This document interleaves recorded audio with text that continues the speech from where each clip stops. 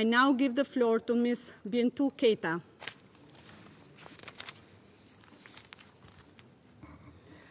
Madame la Présidente,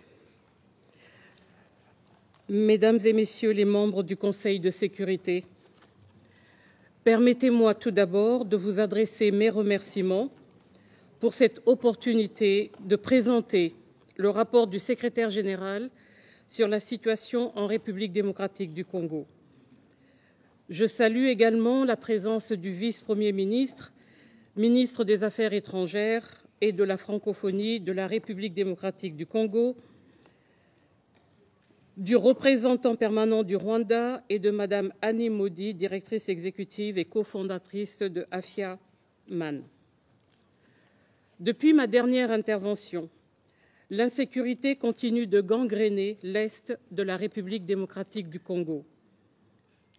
La situation demeure volatile et requiert toujours des efforts continus de protection des civils. En effet, la crise du M23 continue de nourrir la frustration et la colère de la population et d'alimenter des tensions entre la RDC et le Rwanda. Au Nord Kivu, la MONUSCO a continué de dissuader les attaques des ADF entre Beni, Erigenti et Bouanasoura. Dans la zone sud de la province, le cessez-le-feu entre les forces armées congolaises et le M23 a été globalement respecté, mais les combats entre le M23 et les groupes armés ralliés au gouvernement se sont intensifiés. Le M23 contrôle toujours des points de communication stratégiques dans les territoires de Massissi, Rutshuru et Nyiragongo et a même réoccupé des zones précédemment libérées et ne remplit aucune des obligations agréées dans la feuille de route de Luanda. Le M23 a notamment bloqué les missions de la MONUSCO à Rumangabo, dans le territoire de Rutshuru, destinées à préparer le site identifié pour son pré-cantonnement. Je déplore cette obstruction et renouvelle mon appel au M23 à déposer les armes et à se retirer sans délai des territoires occupés, et aux signataires de la feuille de route de Luanda d'appuyer pleinement ce processus. En Ituri, l'insécurité est toujours à un niveau dramatique, alimentée principalement par les milices Codeco, Zaïre et le groupe ADF. Djougou et Irumu y sont les principaux foyers d'insécurité. La MONUSCO y a repoussé de multiples attaques contre les civils. La coordination des opérations contre les groupes armés a aussi été renforcée avec la mise en service, en juillet dernier, du nouveau centre conjoint d'opération et de coordination de la MONUSCO et des FARDC à Bunia. Au Sud Kivu, malgré des progrès notables, des poches d'insécurité persistent. La situation sécuritaire de la province continue de nécessiter la protection physique par la MONUSCO de plus de 2000 personnes déplacées à Mikenge, dans le territoire de Mwenga. Des efforts politiques ont également été déployés pour désamorcer des tensions communautaires dans la plaine de Ruzizi, dans les hauts plateaux d'Uvira et le territoire de Fizi. Dear President and dear Council members, all the security challenges that I have mentioned, particularly the ones in Ituri and North Kivu, have continued to fuel a dramatic humanitarian situation in the eastern provinces of the Democratic Republic of the Congo. As I speak today, over 6 million people remain displaced in Ituri, North Kivu, and South Kivu. I commend the extension until the end of the year of the humanitarian scale-up to assist this population and call on donors to continue to support the humanitarian response plan, which remains underfunded. Against this backdrop, and in collaboration with the Congolese authorities and security forces, MONUSCO has helped ensure safe passage of displaced people and establish several humanitarian corridors. Within the humanitarian crisis lies another crisis, gender-based and sexual violence. More than 10,000 survivors of gender-based violence sought assistance in North Kivu, South Kivu, and in Ituri in the months of June and July alone. In addition to these official figures, there are many other individuals who are unable to reach treatment centers. In response to the acute risk of sexual violence in displacement sites, the mission increased its joint patrol with the Congolese armed forces. The Congolese authorities have, for their part, closed numerous brothels in North Kivu. These efforts need to be sustained and intensified to protect women and girls from conflict-fueled abuse. Impunity for these crimes should not be allowed to prevail. Dear President and dear Council members, the humanitarian response and security efforts are critical, but the conflict in Eastern Congo also requires concerted political and regional solutions. To that end, peace processes have continued over the last months, although with reduced momentum. MONUSCO is committed to supporting regional political processes which offer the only credible solution to the current conflict. I am encouraged by the visit of Nairobi process facilitator, former President Kenyatta, to Goma in early July. Building on the momentum of the ceasefire between the FRDC and M23, the confidence-building measures he recommended to move the Luanda roadmap forward should be operationalized, and the recommendation of the Nairobi 3 political consultation should be implemented. Concurrently, the East African Community Regional Force mandate has been extended for 3 months, and the Southern Africa Development Community has confirmed its intent to deploy a peace mission to Eastern DRC.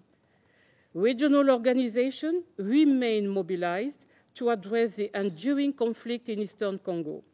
We must encourage regional stakeholders to actively support the Nairobi and Luanda processes and ensure their bilateral and other deployments contribute to enhancing the protection of civilians while coordinating their operations with MONUSCO. Monsieur le Président, Madame la Présidente, Mesdames et Messieurs les membres du Conseil de sécurité, les efforts régionaux ne pourront atteindre leurs objectifs que si, en parallèle, des réformes essentielles du secteur de la sécurité congolais sont adoptées, financées et mises en œuvre. La décision du gouvernement de recruter 13 000 policiers en prélude aux élections devrait également leur permettre de jouer un rôle de premier plan dans l'extension de l'autorité de l'État et le renforcement de l'État de droit. J'encourage les autorités congolaises à accélérer l'ensemble des réformes du secteur de la sécurité, y compris sa féminisation, pour permettre à l'armée et à la police congolaise de répondre efficacement aux défis de l'insécurité sous toutes ses formes.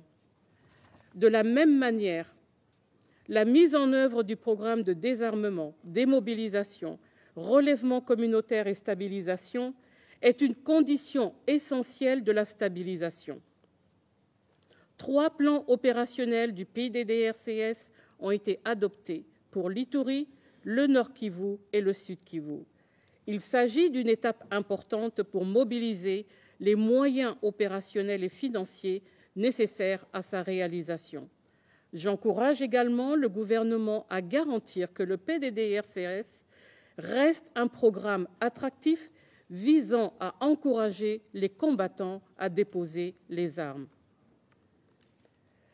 Madame la Présidente, Mesdames et Messieurs les membres du Conseil de sécurité, alors que la République démocratique du Congo fait toujours face à des défis sécuritaires dans l'Est, le pays entre dans les dernières étapes des préparatifs pour les élections générales de décembre 2023. Des élections de qualité sont essentielles pour pérenniser les acquis démocratiques du pays, sa stabilité institutionnelle et renforcer les fondations d'une paix durable en République démocratique du Congo. Je note les efforts déployés par les autorités congolaises et la CENI pour tenir son calendrier dans les délais constitutionnels. Le rejet de toute proposition des forces politiques d'opposition et de la société civile pour résorber la crise de confiance est cependant inquiétante.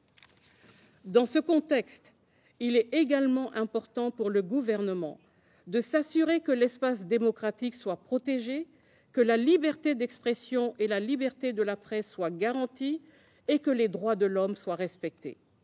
Je constate l'amélioration significative de la liberté de circulation des leaders d'opposition dans tout le pays depuis 2 mois et l'engagement des autorités à assurer leur sécurité.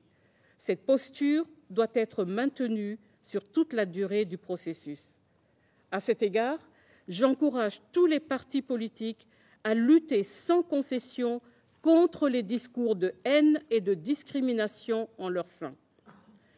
Je déplore et condamne les diverses attaques et intimidations qui nuisent à la participation des femmes au scrutin.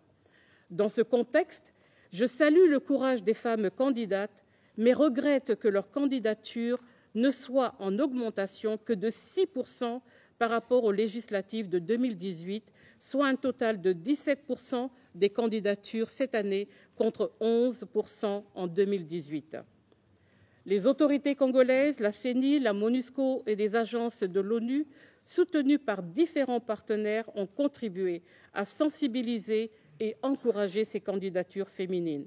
De nombreux ateliers visant à accroître la participation des femmes au processus politique ont été organisés par la MONUSCO à Kinshasa, au Nord Kivu, au Sud Kivu et en Ituri pour les soutenir. La MONUSCO, de concert avec les agences, fonds et programmes de l'ONU, comme le PNUD et l'UNESCO, soutient activement la police nationale congolaise pour la sécurisation des élections via des formations pour la prévention de la violence électorale, la gestion des foules et le respect des droits de l'homme.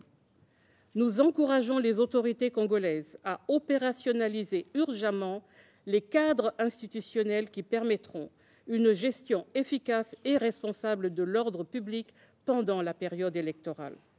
La MONUSCO reste disponible pour un appui logistique à la CENI dans les 3 provinces où elle est encore déployée conformément à son mandat.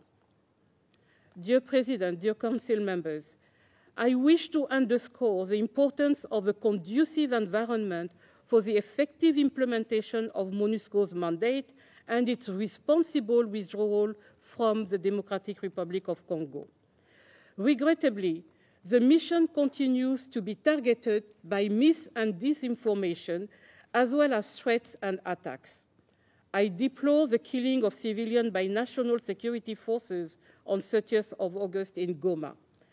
I am hopeful that the trials currently underway will provide justice to the bereaved families of the victims, including one police officer, and shed light on the circumstances surrounding this tragic event.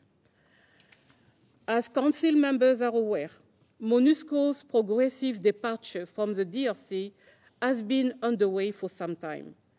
During his address to the UN General Assembly, the President Tshisekedi called for the acceleration of this process, starting from December 23.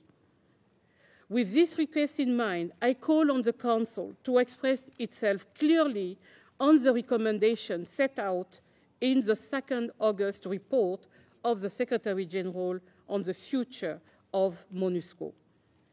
On 15 September, the Congolese authorities endorsed the revised transition plan for MONUSCO. This is an important step towards accelerating the departure of the mission, while ensuring that the process is conducted in a gradual and responsible manner. We will now work jointly with the Congolese authorities towards the implementation of this plan, while continuing to deliver on the mandate provided by this Council. En conclusion, je tiens à nouveau à remercier tous les pays contributeurs de troupes et d'unités de police et leur personnel, ainsi que les personnels civils nationaux et internationaux pour leur précieux soutien dans la mise en œuvre du mandat de la MONUSCO. Je vous remercie. I thank Ms. Keita for her briefing.